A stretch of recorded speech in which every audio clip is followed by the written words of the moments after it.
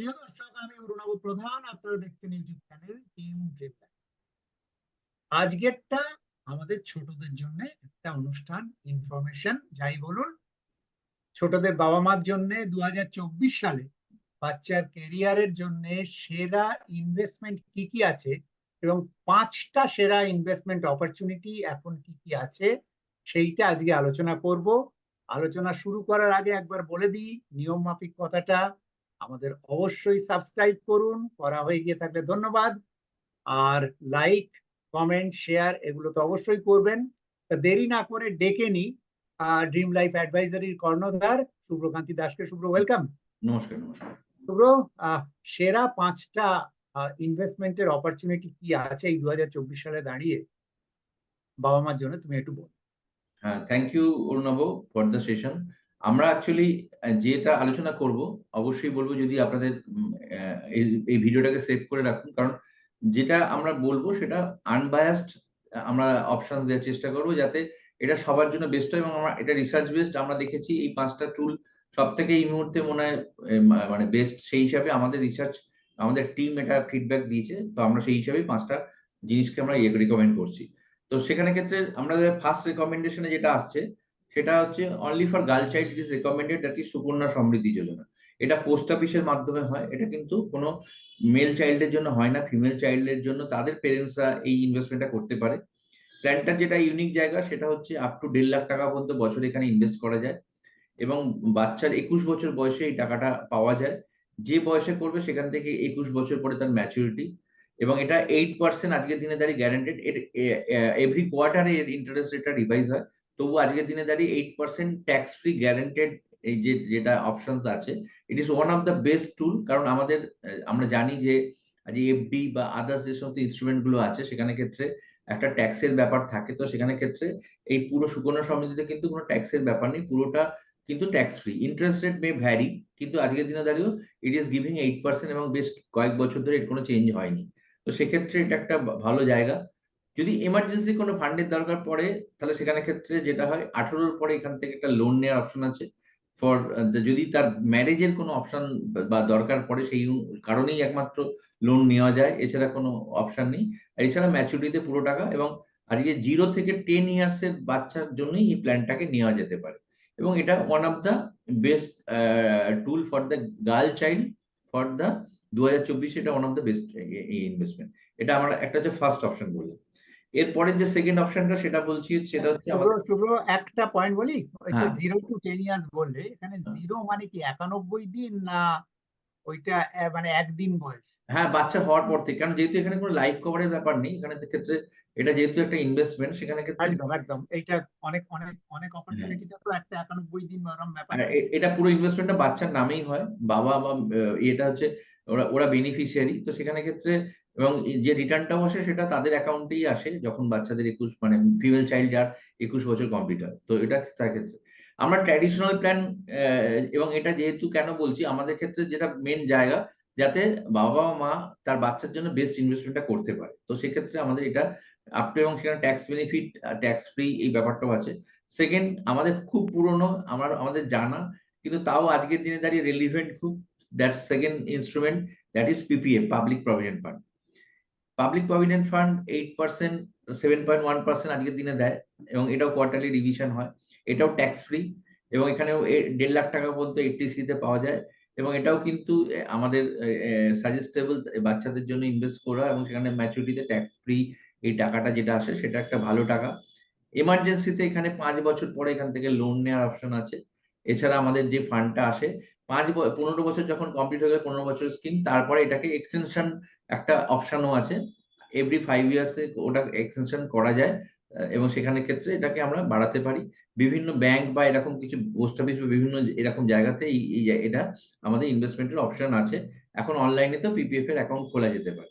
আমাদের এটাও একটা সেকেন্ড অপশন, যেটা আমাদের ক্ষেত্রে রেকমেন্ডেবল ফর দ্য চাইল্ড। এটা ছেলে বা মেয়ে সবার জন্যই, বাচ্চাদের এটা ইনভেস্টমেন্ট করা যেতে পারে। এটা বললাম, আমরা এই দুটো আলোচনা করলাম, এই দুটোই কিন্তু আমাদের কি বলে ট্র্যাডিশনাল প্ল্যান, যেটা আমরা মোটামুটি জানি।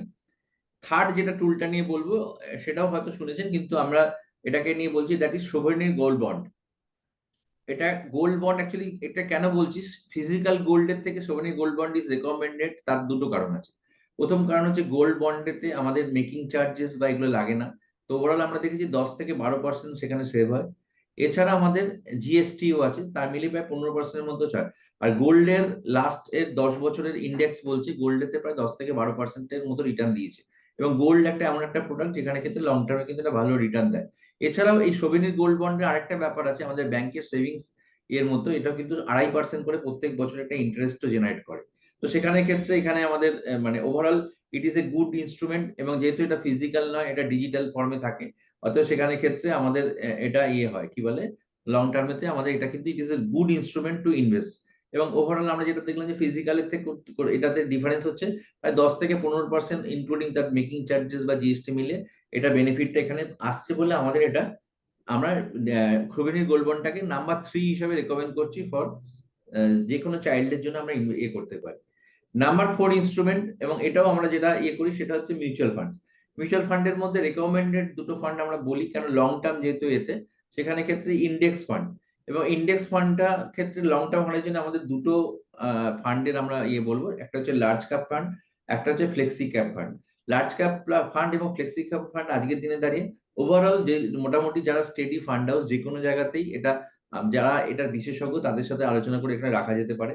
ওভারঅল হরাইজনে যদিও এটা সাবজেক্ট টু মার্কেট রিস্ক, কিন্তু তবুও এখানেতে একটা 12 থেকে 15% এর একটা পসিবল রিটার্ন এটা দিতে পারে। এবং ওভারঅল এখানে ইন্ডেক্সেশন বেনিফিটও পাওয়া যায়, মানে আমাদের ইনফ্লেশনের জন্য যে টাকার ডিফারেন্স হয় সেটা যখন যে টাকাটা যখন ম্যাচুরিটিতে আসে, সেখানে ক্ষেত্রে আমাদের টোটাল যে এক্সেস আমি যত টাকা সেভিং করেছি তারপরে যত টাকা রিটার্ন আসছে, যেটা ইন্টারেস্ট পার্টটা জেনারেট করেছে, সেখানে ইন্ডেক্সেশন বেনিফিটের বাদ দিয়ে তার উপরে আমাদের ট্যাক্সটা ক্যালকুলেশন হয়। তো ওভারঅল আমাদের ট্যাক্স ক্যালকুলেট হলেও এটা ট্যাক্স ফ্রি না হলেও যেহেতু এর রিটার্নটা একটু হাই, সেই হিসাবে কিন্তু ওভারঅল এটা একটা ভালো রিটার্ন দেয়। আমরা এই 4টে জিনিস শুনলাম। নাম্বার 5 যেটা হচ্ছে এনি ইন্স্যুরেন্স প্ল্যান যেটাতে পিডব্লিউবি বেনিফিট আছে।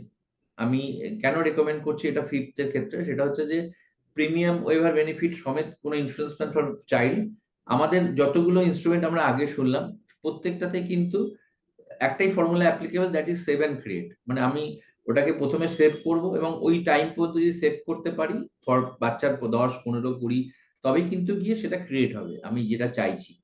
ঠিক আছে? কিন্তু একমাত্র এই যেটা লাস্ট অপশনটা বললাম ইন্স্যুরেন্স এর ক্ষেত্রে, সেটার ক্ষেত্রে কিন্তু ক্রিয়েট এন্ড সেভ, যেহেতু এটা আমাদের মানে বাবার লাইফ কভার করে, সেহেতু বাচ্চার জন্য যে সেভিংসটা হয়, সেখানে যদি if anything happens to the parents বা যার বাবা যেখানে যে প্রিমিয়ামটা দিচ্ছেন, সেখানে ক্ষেত্রে পুরো প্রিমিয়ামটা ওয়েভ হয়ে যায়, পুরো বাকি 10 এর প্রিমিয়ামটা ইন্স্যুরেন্স কোম্পানি পে করে, এবং ম্যাচুরিটিতে যে টাকাটা ওর জন্য করা হয়েছে সেটাতে একদম সে তার বাচ্চা পায়। তো রিকমেন্ডেবল কেন? যেহেতু আমাদের বাকি অপশন গুলোতে বাবার থাকার বা না থাকার ব্যাপারটা ইজ নট গ্যারান্টেড।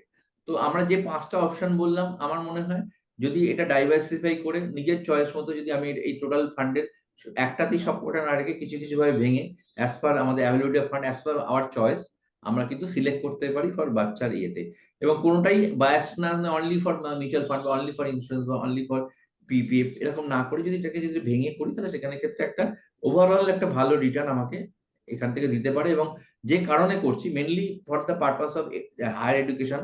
আজকে যে বাচ্চা আজকে 20, 25 বা 30 এ গিয়ে যদি তার এডুকেশনটা যখন করবে, সেই সময় গিয়ে তার কাছে একটা ভালো কর্পাস আসতে পারে, যেটা এখন থেকে, কারণ আজকের দিনে দাঁড়িয়ে রেকমেন্ড এটাই যে যদি সেই সময় বাচ্চার এডুকেশন লোন নিতে হয়, তাহলে আমরা দেখেছি নরমালি যা লোন অ্যামাউন্ট হয় তারপর ডবল এর বেশি রিপে করতে হয়, এবং সেই লায়াবিলিটিটা বাচ্চার চলে আসে যখন সে বড় হয়ে যাচ্ছে, চাকরি করা জয়েন করার পরে তাকেই রিপে করতে হয়। তার ফলে তার একদম স্টার্টআপ তাকে একটা বড় লায়াবিলিটি নিতে হয়।